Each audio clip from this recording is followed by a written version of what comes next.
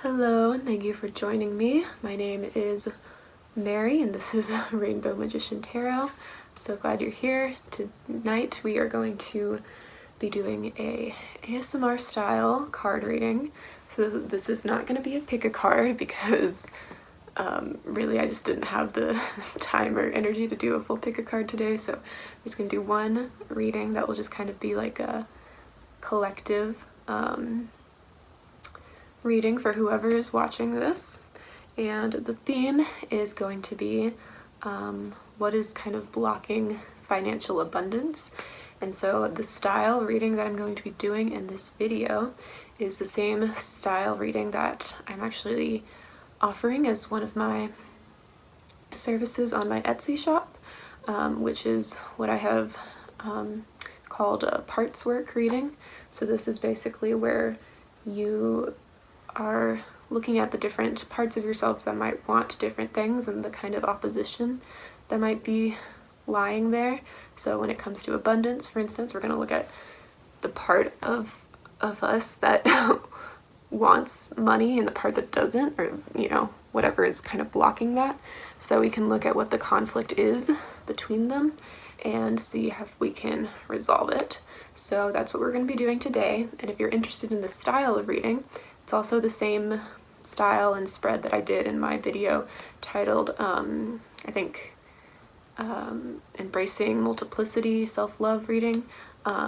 So I'll leave a link to that down below if you're interested. But yeah, if you like this style of reading, be sure to check out my Etsy services in my shop. The link will be down below. So yeah, this is pretty much the same type of spread I would do. I might make it a little different just for the sake of this video, because I do have some new tarot decks. I got 2 new tarot decks today that I'm really excited to play with, so it's going to be a little bit of an experiment with those, so we'll see how that goes. But otherwise, without further ado, we're just going to do some, some light kind of intention setting before we get into the video, since this is kind of ASMR style and I like to incorporate a little bit of that into my ASMR videos. But if you want to go straight to the reading, the timestamp will be below. So hope that this resonates with you and we will get into it. So the first thing that I'm going to do is light a candle. I have this candle that's almost empty, but this is an aromatherapy candle for energy. So this is really good for the solar plexus chakra. It smells kind of like a citrusy smell. So I'm just gonna set the intention with this flame to connect us to our higher selves, our guides, bring us the messages that we would like, that we need to hear. It may not be what we would like to hear, but that we need to hear regarding what is kind of blocking financial abundance. If you have an intention you'd like to set, you can feel free to do that with this candle.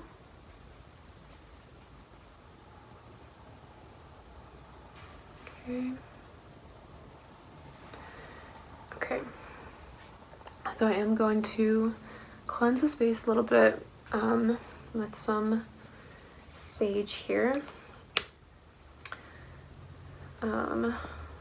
So I've already cleansed the cards, but we just want to kind of cleanse our auras and just make sure that our energy is good to go. I'm just trying to light this really good.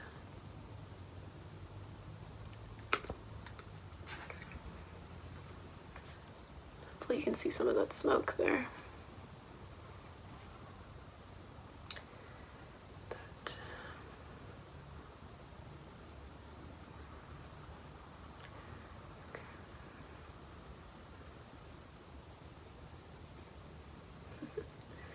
I like to cleanse myself.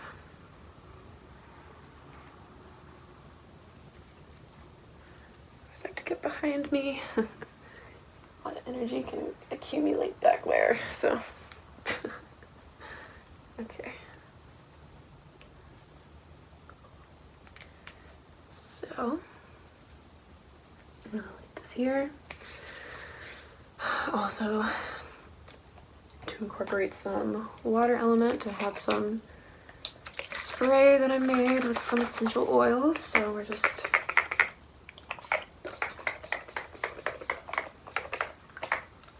spray that. Feels good. Okay.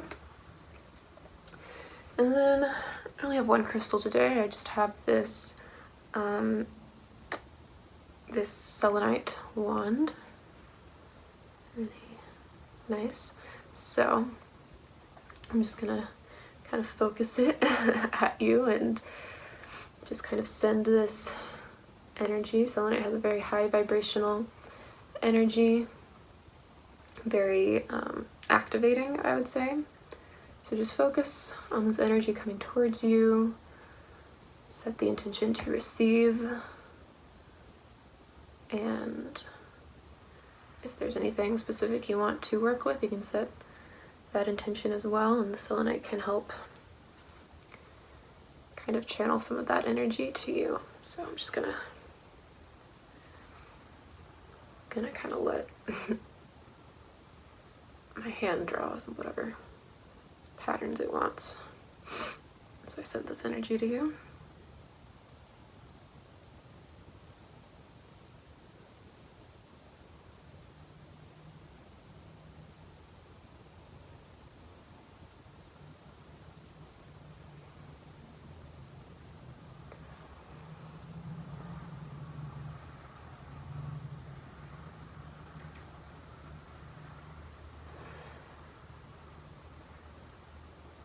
Drawing it down your chakra line. Back up.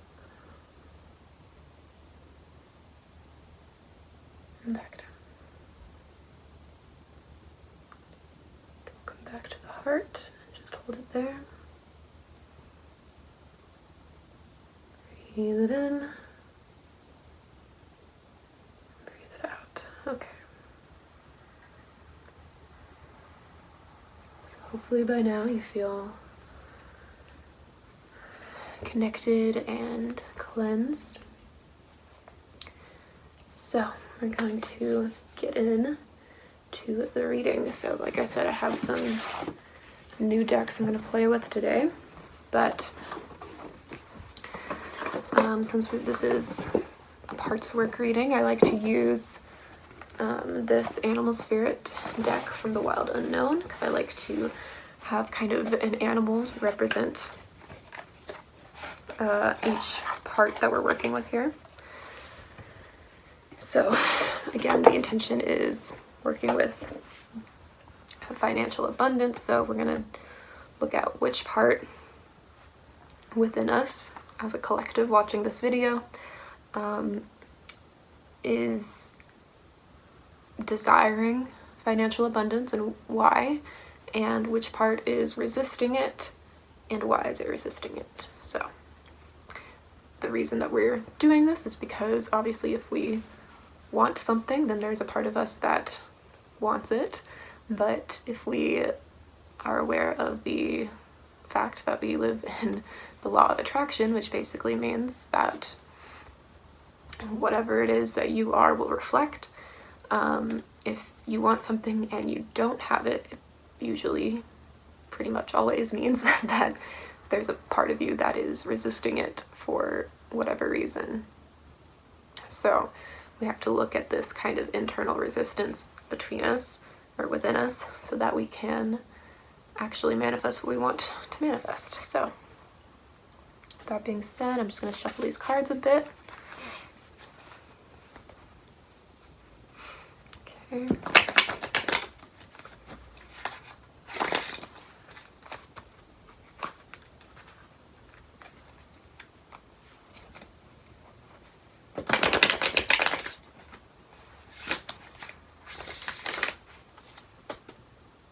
Do one more.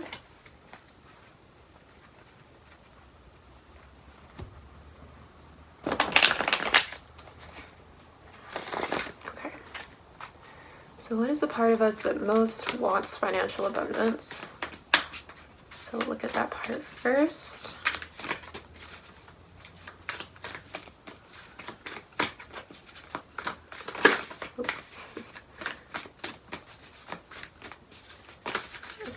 whoa, okay, hold on. I need one card. I need one card. There we go. Okay. And then we'll go ahead and draw a card for the opposite part. So whatever part is the most in resistance to financial abundance. Whoa. Okay. Interesting. Okay.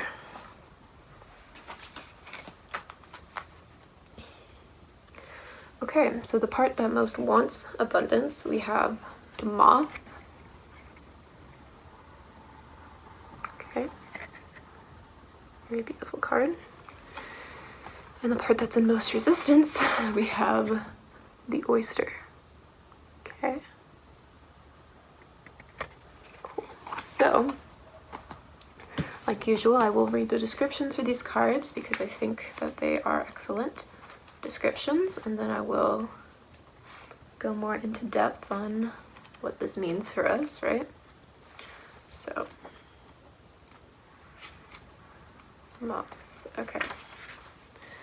So, moth, impulsive, hasty, wishful. The moth is sure the grass is greener on the other side. Moth energy is at play when we're attracted to easy solutions or anything shiny and new. This can lead to unfinished projects, disappointment, or burnout.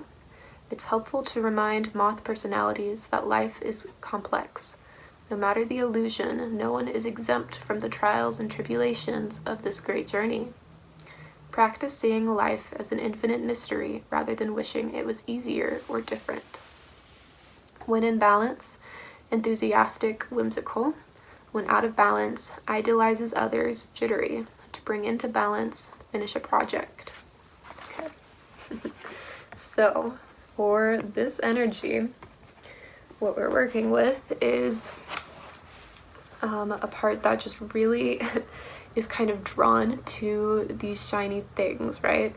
This part that really, like, maybe isn't super aware of why it wants what it wants, but it's just like, I just want things. I just want to be able to fill my life with beautiful things, you know. Maybe there is some specific thing that you are wanting and you think that there is the only way to get that thing would be money. So it's kind of like, you know, it's like you're just kind of stuck on this one track kind of mentality where you're just like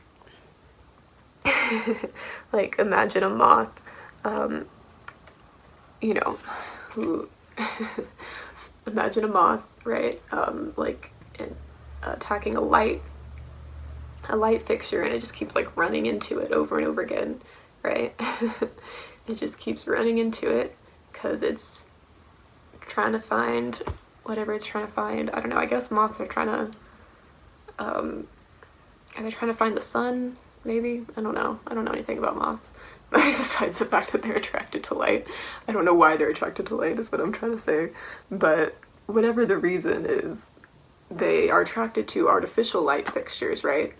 That I am assuming is not actually what they are trying to find, okay? Because artificial light fixtures don't actually exist in nature, so if they were just in the wild without human civilization, they'd be drawn to other sources of light, right? That are more natural. But instead they're drawn to these artificial light fixtures, and they just kind of keep hitting their hitting their body against these fixtures, trying to get to the light without realizing that it's not actually the light that they want. So this can mean that for a lot of us, okay, sorry, my phone cut me off there. But saying, for a lot of us, we might have an idea of what it is we want, but we think that we're only going to get it if we keep banging our head against this one light fixture, right?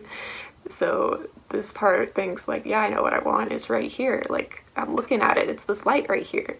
But maybe it doesn't really see that there's another way to get that thing, right? So as this applies to financial abundance, maybe there's another way to get something that doesn't, that's not that doesn't even require money, right? Or maybe there's a way to get money that's not what you're currently thinking about, right? This part might say, well, I just need to get a better job, or, you know, whatever it is that you were trying to do to make money. It's like, you know, I just need to find a better job, or work harder, or whatever the belief is for like what you need to do to get more money, or just the belief about what money will provide for you in general. You're not realizing that there's another way. Okay? So for the opposite part, again, we have the oyster. Oyster? Oyster, that's how you say it. It doesn't rhyme with moisture. Oyster, moisture. Okay. Sorry, that's gross. Okay. What are we looking for? Oyster.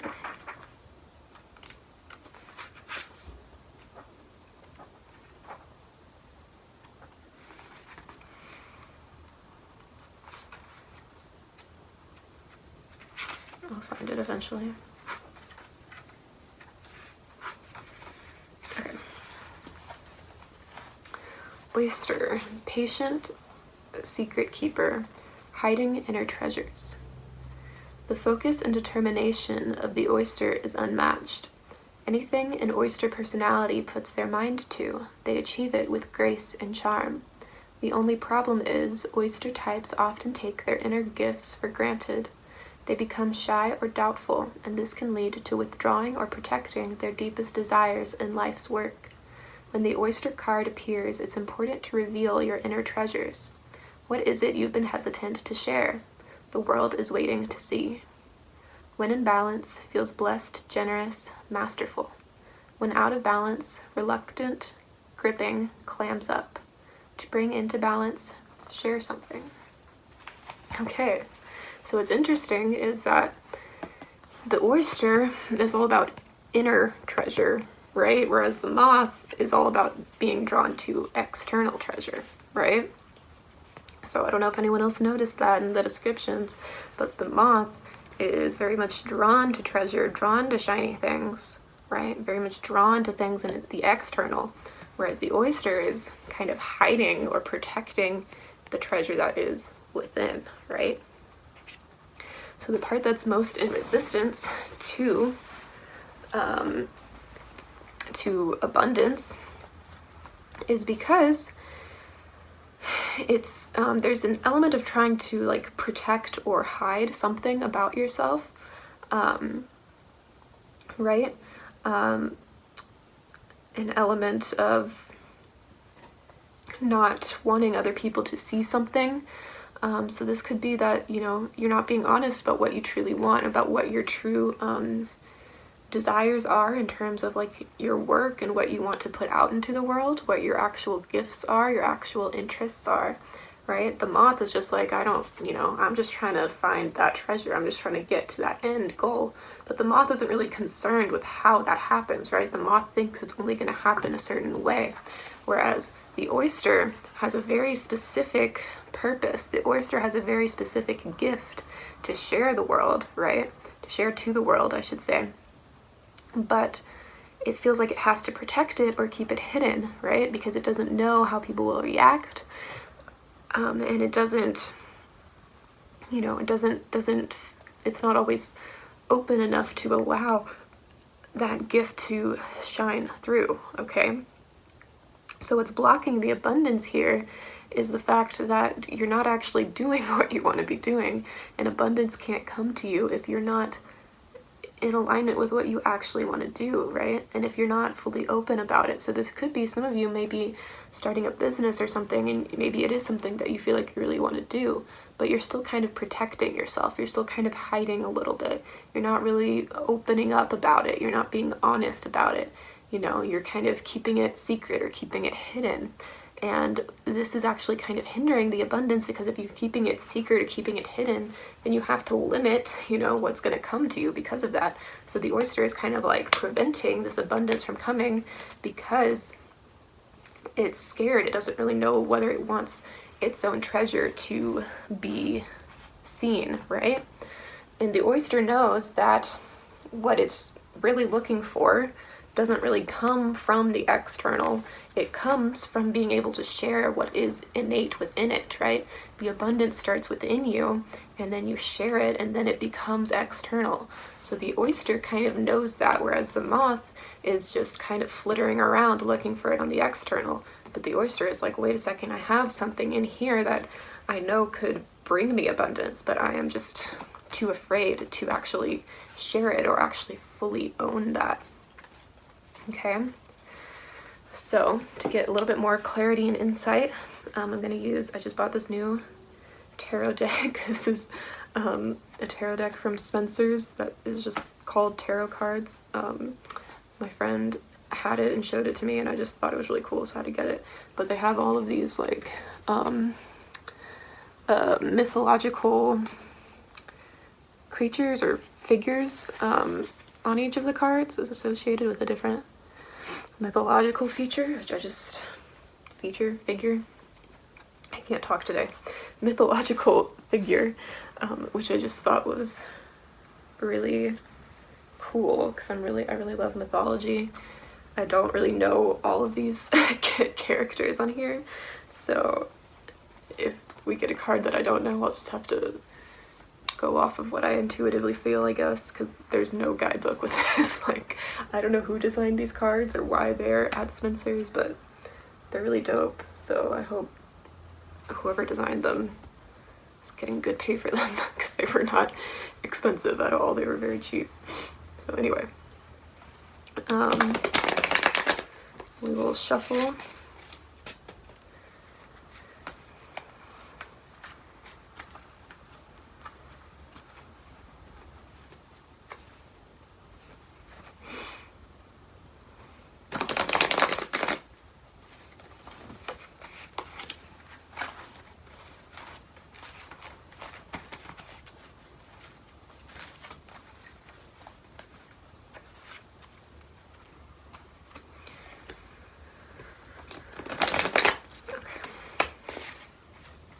So I'm just going to draw one card for each part to get more insight into the energy kind of underlying that part, right? So what's kind of some of the underlying or unconscious, you could say, motivations underneath this moth part.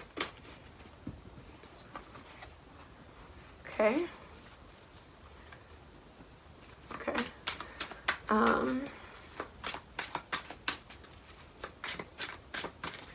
And what are some of the unconscious motivations underneath the oyster part?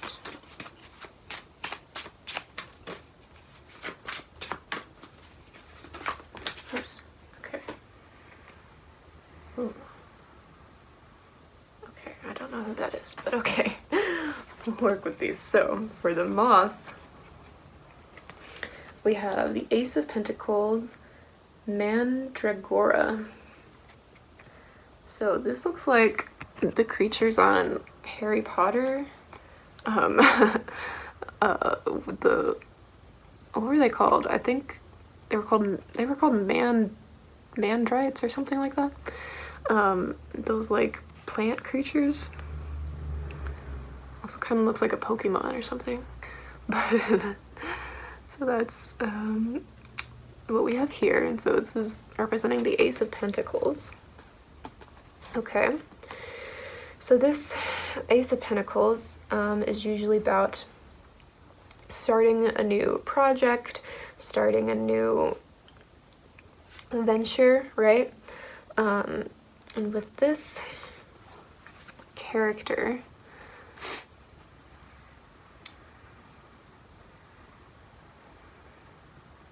it kind of looks like it is asleep.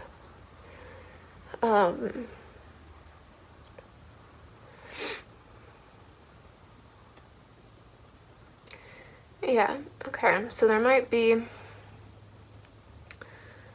some resistance that the moth has to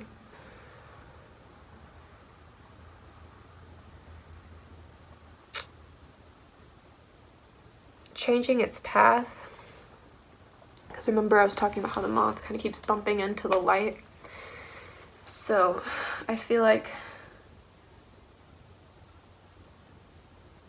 you want to stay where you've planted your roots, okay? I think this part really wants stability. It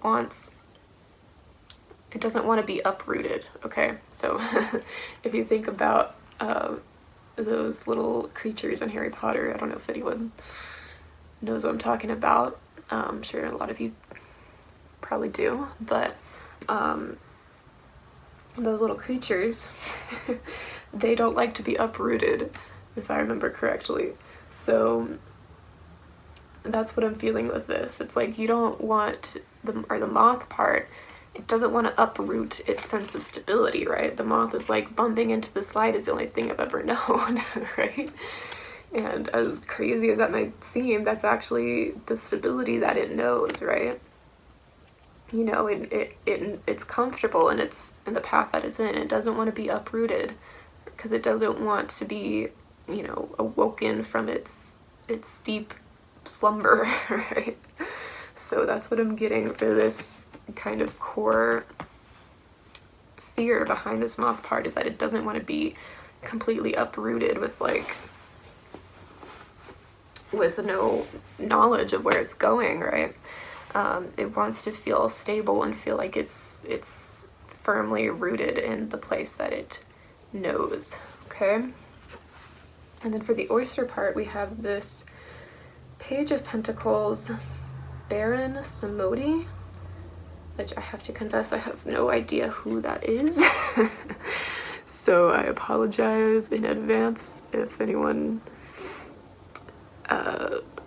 knows who this figure is. I'm not going to be able to accurately describe him, but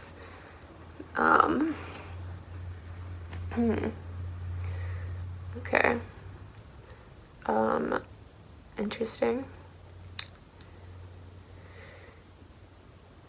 This reminds me of like I don't know, I feel like I would see something like this like in New Orleans. Like, I don't know, like the energy feels very New Orleans to me, like kind of voodoo and like vampire-y a little bit. So I don't know if that's accurate as to what this character is, but for the Page of Pentacles, usually the Page of Pentacles, so again we're dealing with the suit of Pentacles, which is the suit having to do with finances as well as material things in life. The Page is, you know, starting a new journey, right? The Page is really kind of like that beginner kind of energy, you know, kind of the energy of going out and finding something that you've been looking for, finding, you know, like the start of a journey kind of on a physical level. So with this energy of this card, this is very fiery, right? There's a lot of serpents here. It's very fiery. So this energy of the oyster feels like it wants to be able to act on passion, right? Because this is a lot of passionate energy in this card that I'm feeling. So the oyster wants to kind of break free, is what I'm hearing also, because remember the oyster is like, you know, it's kind of contained and it feels like it's restricted, but I feel like it's only restricting itself because, you know, it knows that the moth is not going to let it open up because the moth doesn't want to be uprooted, right? So the moth is actually kind of preventing this oyster from opening up, but I feel like this oyster actually does kind of want to like explode here and really just be in its true passion and be able to put effort into the things that actually fulfill it and bring it passion. Okay, this seems like a very powerful figure who can kind of manipulate the reality or the world, you know, manipulate the world around him, or around you, I guess I should say. This part of you wants to be able to, you know, kind of be that conscious creator and be that force that can create whatever it wants and kind of just like follow inspiration, right? And be able to trust that abundance will come if you just allow what is kind of within you to be seen, right? Because the snakes can also kind of be associated with fear, or with deceit, right? So the snakes in this image could represent the voices of other people and like what they're gonna say, about you if you do this, embark on this thing that you want to do, if you share this work that you have or this idea that you have, if you actually, you know, follow your internal passion. It's kind of like there could be a fear associated with what other people will say, or if they will try to kind of manipulate you into not doing what you want to do, or that you'll be led astray in some way, or you'll abandon your own integrity or your own morals. Like there could be a lot of that kind of fear, like, well, if I don't have the strong, you know, structure, if I'm not grounded like this mandragora here, then, you know, who knows, I won't fall under the wrong influence and listen to all these snake voices, right? But this figure is very powerful. Like, he looks like he is the one manipulating the snakes and that they're not manipulating him, right? Because this figure is capable and powerful enough to stand in his own truth, right? So the oyster actually has that ability and that desire, right? But there's kind of this lack of self-trust because of the lack of harmony between these two parts. You know, the oyster is like, well, I think that I could do this and not be led astray, but, you know, I'm doubtful because of the information that I'm getting from all these other parts that are afraid of that, right? So kind of that afraid of falling under the, falling prey to the influences of others, if that makes sense, or like letting the opinions of others like influence you too much with that. Okay. So wait, before I do that, okay, I'm gonna use these. So I'm gonna draw one of these memory cards for each part.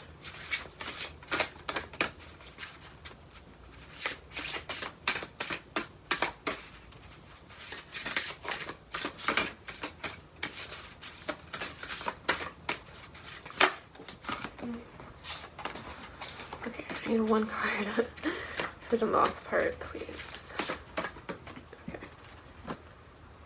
Okay, and one card for the oyster, please. Okay.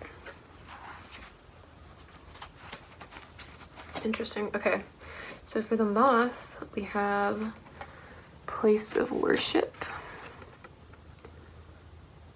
Okay. So, interesting. So I feel like the message here is about faith, right? Because the moth kind of is lacking faith that if it gets uprooted, if it stops banging its head into this light bulb, and if it turns the direction elsewhere, that it's actually going to be able to find what it wants, right? There's a lack of faith associated with that.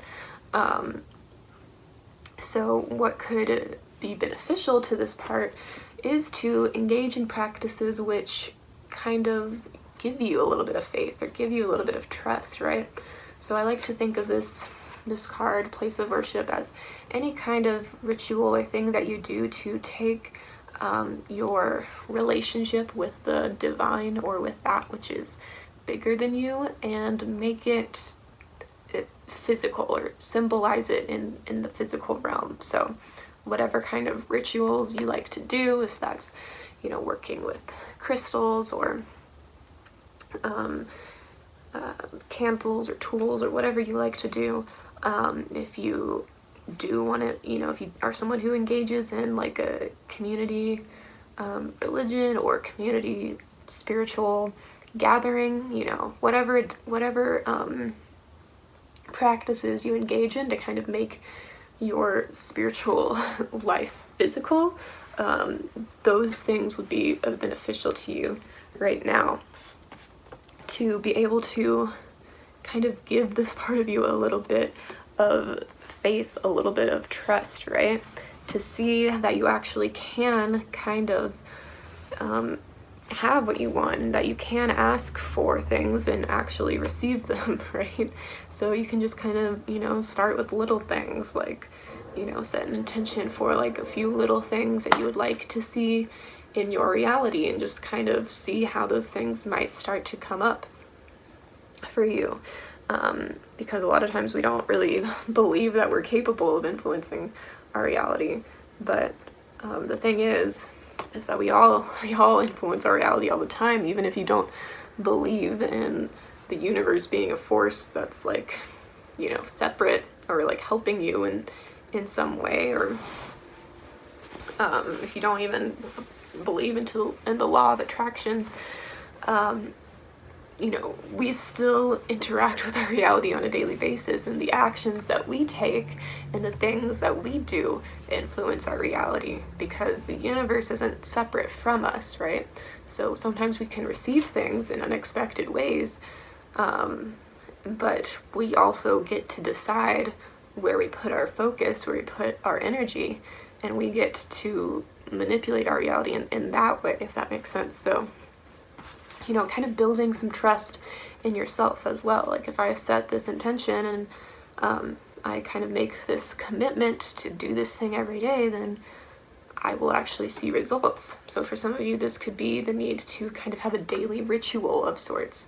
And again, this doesn't have to be like a whole like witchy spiritual ritual. It could be as simple as like, you know, journaling when you wake up, or meditating when you wake up, or whatever it is that kind of just makes you feel a sense of security and a sense of, I want to say like sacredness, like adding sacred practices to your daily life, right? What feels good to you to do that you can engage in every day to kind of make it a routine, to kind of give this part some stability, because that's what it's looking for, right? It's looking for this sense of stability, right? And so how can you provide that for this part? By engaging in these kind of physical ritual practices that will, you know, kind of help to build trust with this part. And so for the oyster, the card that came out is peace. Okay. Yeah, so the oyster, I feel like because I feel like the oyster is kind of, you know, affected by the perception of judgments of other people, because the oyster, again, like wants to open up, but it's like, well, all of these people are kind of telling me different things, all of these influences, I don't, again, really know if I can trust myself, right? The oyster is kind of being impacted by all of these voices and influences of other people. And so the oyster kind of needs to develop this this sense of peace, of just kind of you know, letting things, you know, letting people say what they're gonna say.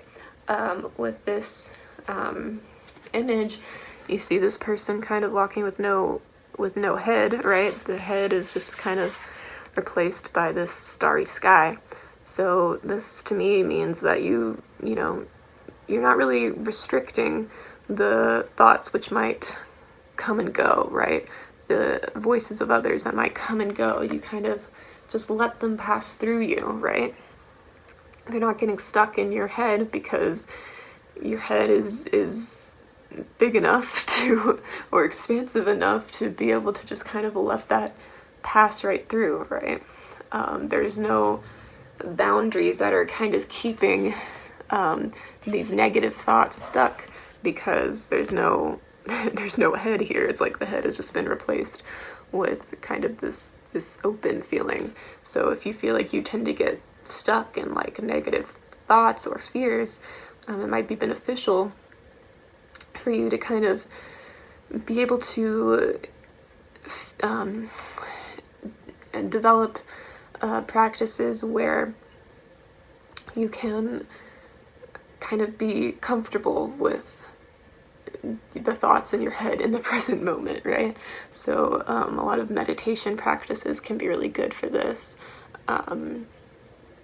You know, grounding yourself in nature can be really good just to kind of help, you know, bring you back to yourself, back to your center.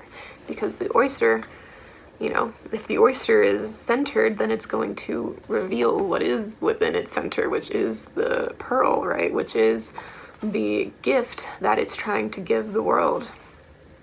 So there's a need to kind of calm some of those anxieties by doing whatever you can to kind of find a sense of inner peace just on like a daily level. And it doesn't have to be anything crazy, but again, like kind of, you know, you can almost combine these into the same practice, like a morning meditation routine or a daily walk in nature, whatever it is that can, you know, for the moth part kind of be a physical way to interact with the sacred, and for the oyster part kind of be a way to clear your mind, get some clarity, and get some inner peace here, okay? So I'm going to draw 3 more cards with this other new deck that I bought today. This is the Raven's Prophecy Tarot by Maggie Stiefvater, which I was really excited to get because Maggie Stiefvater is one of my favorite authors. Her series, The Raven Cycle, is excellent. Highly recommend. She also is in the process of writing a spin-off series called, what's it called? The Dreamer Trilogy. And the first book of that was also very good. I loved it. So shout out. Recommendation for that. But anyway, I was just excited to buy her tarot deck because I just really like her writing and her art style, and these cards seem pretty cool. So okay,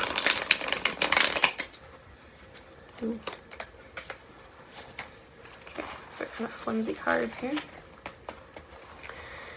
Okay, so I'm gonna do 3 cards. So again, I'll do 1 for the moth, kind of what message does it have for the oyster part, and then we'll do the opposite, and then we'll do 1 card just to kind of bring it all together, okay? So what message does the moth have for the oyster part? Get used to shuffling these cards. Whoa, okay. Okay. These are very like slippery cards. Okay. So we have, oh wait, never mind. Okay, we have we have the Page of Cups. I was thinking we already had that card, but no, we had the Page of Pentacles. But here we have the Page of Cups. Okay. Interesting. So we have a nest with some eggs in it for this card. So, Page of Cups is usually about some kind of unexpected surprise. That can be, it's usually positive, right? Some kind of gift or surprise in terms of relationship. And so kind of fits with this card where we have, I guess, the kind of surprise of like, we got some eggs here, right? Like, so, okay, so what is the question? What does the moth have to say to the oyster? Okay. Okay. Okay. So I think what this is making me think and feel is that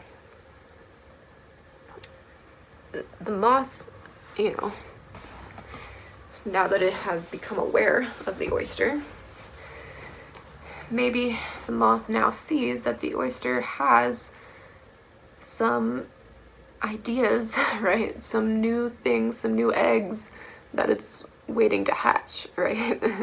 So the moth is like, okay, I kind of see that you've laid some eggs here. You've laid some ideas here, you know, because ideas are kind of like eggs, right? Like, if you think about it, when you get an idea for something, it's kind of like, you know, it's like an egg, and then that as the idea hatches, you know, it like comes out of the egg. So the moth, now that it has become aware of the oyster, is saying like, okay, so I see that you have some ideas here, some ideas that you've laid, some seeds that you planted, some eggs that have, you know, been laid. And the moth is like, okay, but who's gonna like protect them, right? Because because there's no bird in this picture, right? So it's kind of like these eggs are exposed, and the moth is like, what are we gonna do about that, right? So the moth being about stability, right? And we have this kind of tree figure, and then we have this nest, right? The moth is like, okay, if we're going to follow our passion and like actually, you know, give the gift that we want to give to the world, like we need some way to still do that in a way that's stable. Like we need a stable foundation for these eggs to hatch, right? So the moth is perhaps the part that can kind of provide that, right? So the moth is the part that can kind of look for that next source of light, right? Because that's what it's good at. It's good at looking for the light. It just has to know when it needs to turn around and look for something else, right? But the moth is like, okay, well maybe I can turn around and look for the next source of light to help you kind of hatch these ideas, right? Because we need to plant our roots and kind of set a good foundation if we want a safe place for these eggs to hatch, right? And we're gonna need someone to kind of watch over these eggs and protect them, right? Because we don't want them to be vulnerable and exposed to predators, right? So the moth is saying, if you tell me what you want, you know, if you open up enough to show what you actually want, then I will start looking for that. I'll start turning my attention towards that source of light instead of the source of light that I was looking at. Okay? However, I'm gonna need us to make sure that we are, that whatever light we're going to, okay, so again, as this relates to finances, this is making it clear what you actually want to do to manifest abundance. So do you actually want, first of all, do you even want money, or do you just think that money is the only way to get what you want, right? And if it's not the only way to get what you want, then it's like, okay, let me change my focus to what I actually want. So maybe you think you want money, but you only want money because you want a relationship, for instance, and you think that's the only way you're going to be able to get a relationship, or you want to move out of your current living situation, and you're like, well, money's the only way I can do that. Whatever it is, if you realize that it's actually not about the money and that it's about something else, then you can change the direction, towards that thing. Okay. That is whatever the oyster is genuinely desiring. Now, if it is that you do want money, the question is, how do I want it, right? What do I actually want to be able to provide? Because the abundance, like I was saying in the beginning, it exists within you first, and then when you provide that, then it becomes external. So when you take the gifts and the excellence that is inherent within you, and you show that to the world, and you manifest that into the world, then the abundance is going to flow back to you. Okay, so this is about the oyster part being honest about what it actually wants to do. So the career it actually wants to have, the work it actually wants to put out, the energy it actually wants to put out into the world, right? So the moth is like, if you tell me what that is, then, sure, I'll fly in that direction, okay? But we need to make sure that we have a stable foundation for these eggs to hatch, okay? So, again, what that means is we need to figure out, what are the ways in which we are going to make sure that we have stability here, okay? Because the moth, again, is reluctant to change course because it doesn't want to be uprooted from what it already knows, right? So how are we going to maintain a sense of stability as we're fluttering about in the dark trying to find our way, right? How are we going to do that? So maybe this means that you need to set goals that are, small attainable goals that are on the way to whatever larger goal you might have, right? So the moth kind of needs like you to kind of set like a trail for it, like a trail of light, right? Because remember, the moth is like, I just want to find the light, and if it stops going again or trying to get into this light source that's not working, and it turns around and flies out into the darkness, then it's like, well, now I'm just fluttering about in the darkness, and I need to find some other source of light. So what needs to happen is that the light that it's looking for needs to be something that is a little bit shorter in distance than the end goal. So whatever the end goal that the oyster has of this thing that it wants to create, right, it needs to develop in stages, okay? Because again, the eggs are slow to develop. The eggs don't become full-grown chickens like that, So you need to make sure that you are allowing the process of development to take place. So set a smaller, more obtainable goal so that the moth can say, okay, first up, I'm gonna stop going and banging my head against this light, and I'm gonna turn, and you're gonna tell me what light I'm gonna go to, and it's gonna be one that I know isn't like 20 years away, it's gonna be one that is pretty close, so I can just, find that next light. Oh, you see these lights here? This is kind of like, it's like, okay, imagine you have the moth, and the moth is like, I'm trying to get it. I'm just trying to get into the light. And then you're like, okay, that's not the light I want, moth. And the moth is like, okay, I guess I'll go to this light now, right? And so then the moth goes to this light. And then you say, okay, the next light I want is over here. And then the moth goes to this light. And then you say, the next light I want is over here. And then it goes, you see? So it's like a trail of lights for the moth to follow. So you're not trying to get the moth to go from this light that it's been banging its head against over here, all the way over to this light. You're not saying, okay, now go straight to here, because the moth is like, no, I need the light. So you have to set smaller goals so that the moth can slowly, you know, make its way to each light. See what I did there?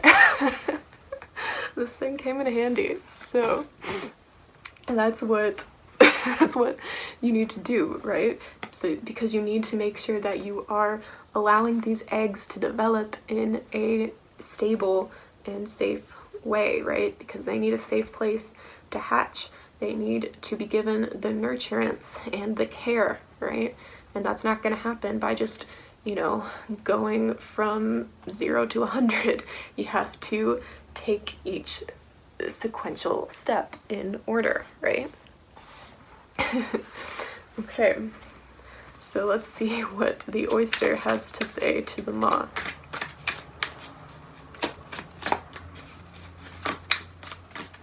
Oh shit. Okay. These cards are so slippery. Okay. What does the oyster have to say to the moth? Jesus. I just need one card. Please. What does the oyster have to say to the moth? Okay. Okay, we have the Chariot. So these kind of look like dragons here. So we have two, I think these are dragons. They look like dragons to me. Two dragons kind of intertwining with each other. Okay. So.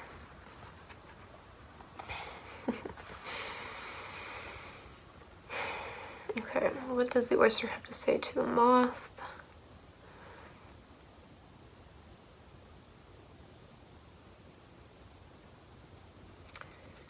Okay, I think the message is pretty simple here, really. It's that the oyster is like, we need to work together to push us forward, right? The oyster needs the moth to seek out the physical light. So the oyster needs the moth to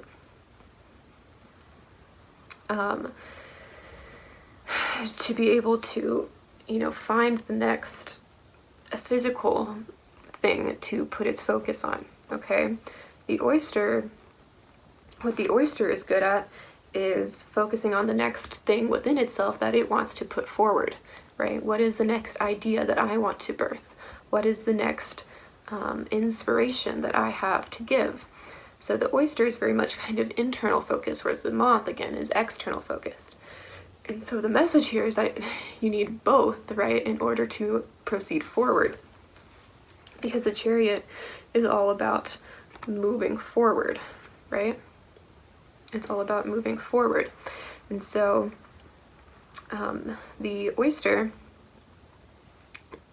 is saying to the moth, like, okay, I need you to be focused on the next physical goal that we are going to achieve. So, you know, like if you're starting a business, for instance, maybe the first goal would be like setting up an online shop or getting a website or getting your first client or, you know, whatever that first step is, right? If you're, you know, doing your own business, or if it's starting a new job that is something that you actually want to do, then it's okay. I have to find this job and apply for it.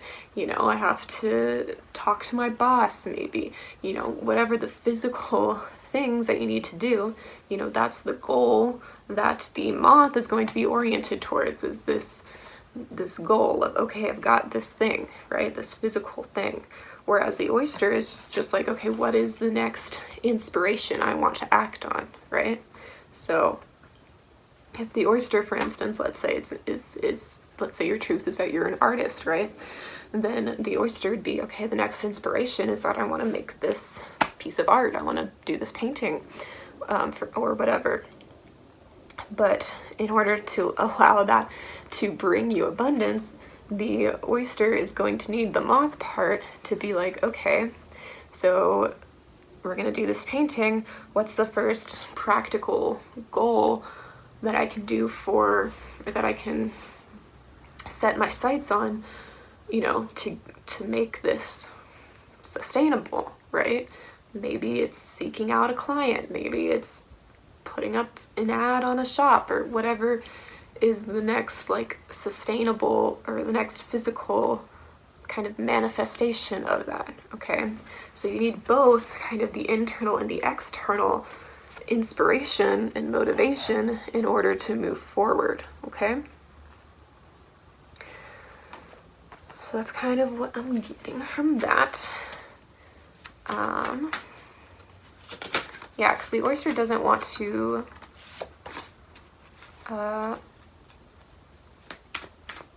have to, you know, figure that out on its own, because I feel like what's been happening so far is the oyster knows what it wants to do, right? It knows the gift that it wants to give to the world, but it doesn't know all of the practical steps, because that's not what it's good at. But the moth hasn't been on its side up until now. The moth hasn't been helping the oyster figure out how it's going to make this internal inspiration into something that can be externally sustainable. The moth hasn't actually been helping the oyster to do that, and that's why the oyster has kept itself closed. So that's why the oyster is now saying to the moth, okay, I will act on my inspiration if you set your sights on helping me instead of trying to pull me in the other direction, right? Okay, so one more card just to kind of bring it all together. Okay. Cool, we have justice. Interesting, I like this. We have a scale with a cup on one end and a feather on the other end. Okay.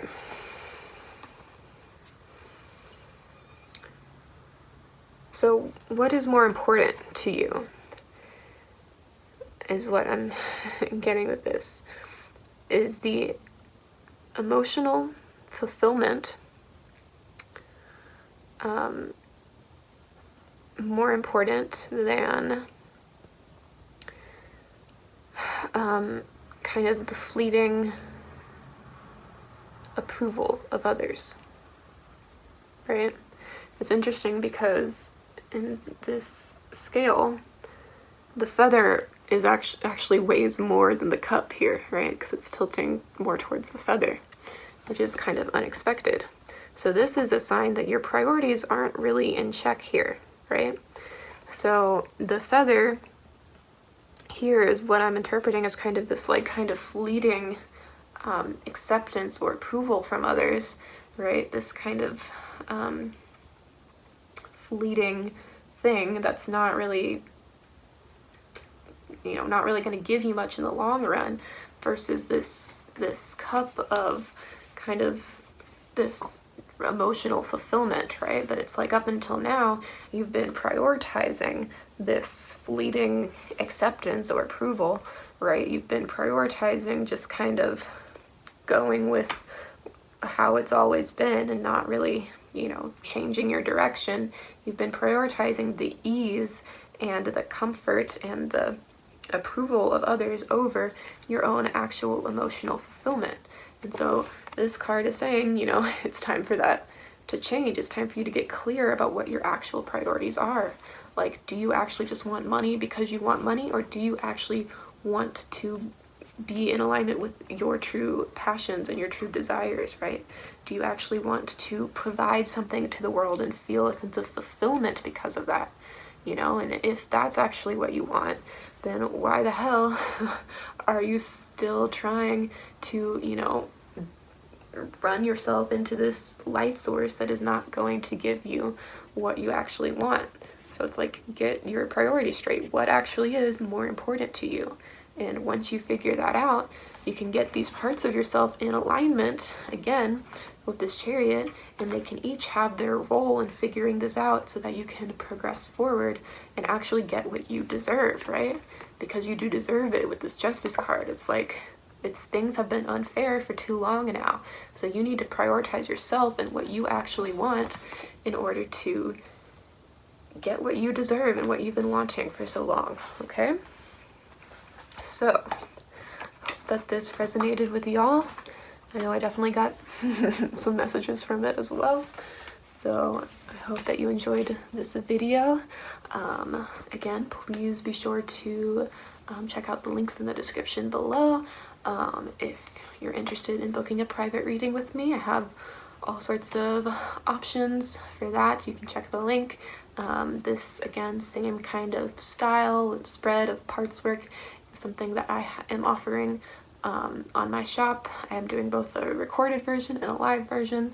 I also have a shadow alchemy spread, which is similar to the shadow alchemy video that I did that I will also link down below.